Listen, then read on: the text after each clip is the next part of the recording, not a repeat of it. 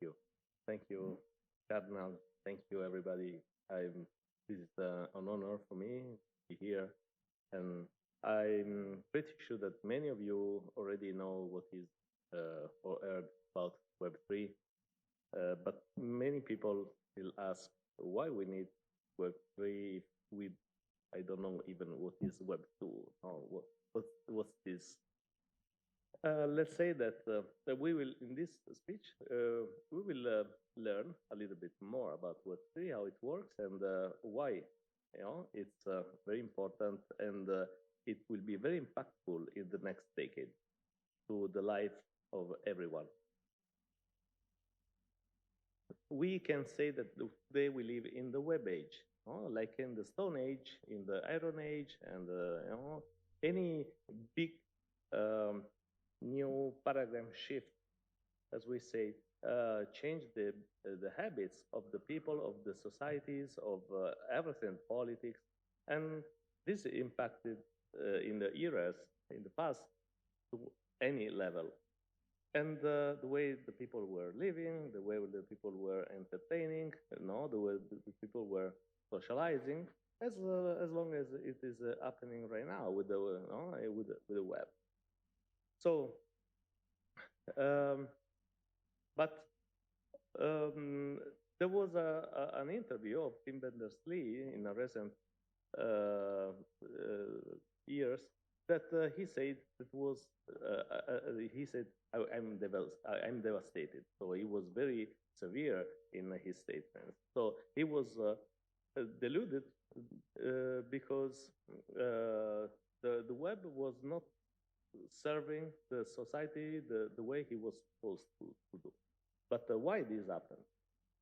This is because of the design of the architecture of the web that is made in a way that centralized too much data, and this in the year after year has created some polarities of the data, and now we have a few entities that owns and manage data of too many people, and this creates um, cyber insecurity because all this data from time to time are hacked, and this means that this huge concentration of data creates a huge concentration of victims because after the data are taken, the hackers can, then use this data to pursue other, bad stuff against these people.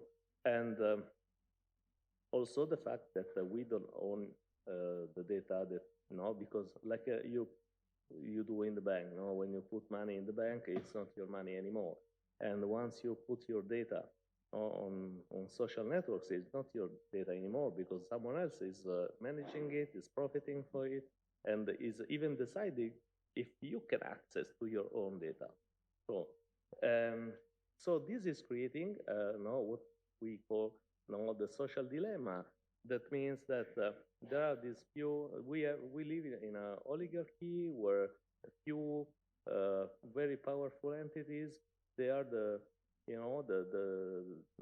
prosecution. They have the jury. They are the law enforcement. They are the law, and basically they are replacing the sovereignty of the state, and this put us in a condition to ask what can we do. Um, so basically, in the past, I want to remind Newton when he invented the gravitational law. In order to demonstrate the formula of the gravitational law, he had to invent the integral computation. So the integral computation has been used from so many mathematicians afterwards to demonstrate many more things. And at the same time, we have the creation of the Bitcoin in 1989 and 1990. And after Satoshi Nakamoto invented the Bitcoin, in order to create it, he had to solve a very hard problem that was the Byzantine generals. And the solution of this problem allow him to have peer-to-peer transactions between people without having a central authority.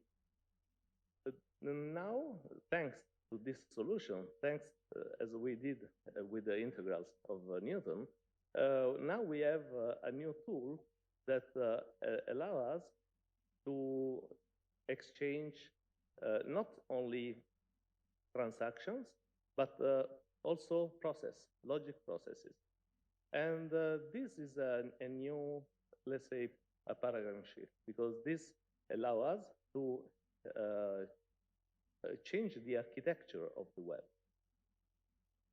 So, what are the generations of the web? We have the Web 1, that was the very beginning. The web was used like a traditional mass media, no? Like the newspapers, like the TV, like the radio. No? So there was the company that has his website, and it broadcasted, no, to all the people. So this was the Web 1. In the Web 2, we had very little upgrade. So the AJAX, no? The capability of the pages to call data from the server and to exchange in two ways. After this, we had the bidirectional web. So basically, the creator of the contents were also the users of the contents, and vice versa. So we had the social networks, basically, that broke the web to be from a million to billion users spread. And the little change that we are going to upgrade on the Web3 is the ownership of the data. So we can decentralize this process. So we don't need central servers anymore to manage all this massive, huge amount of data, but we can distribute all this data among nodes, and these nodes can manage them thanks with a trustless, technology that is the blockchain. And this allows also machine to exchange assets and data between them, and it's going to bring the Web3 to a huge level of a massive level of adoption, because we have permissionless technology, the data ownership, strong privacy, and many, many more things.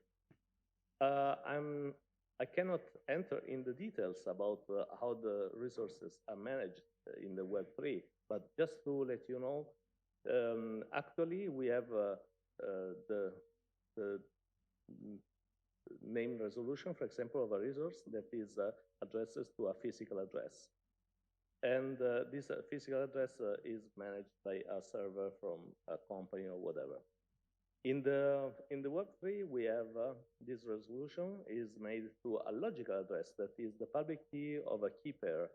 And basically, the owner of the private key of that key pair can demonstrate, it can update these resources.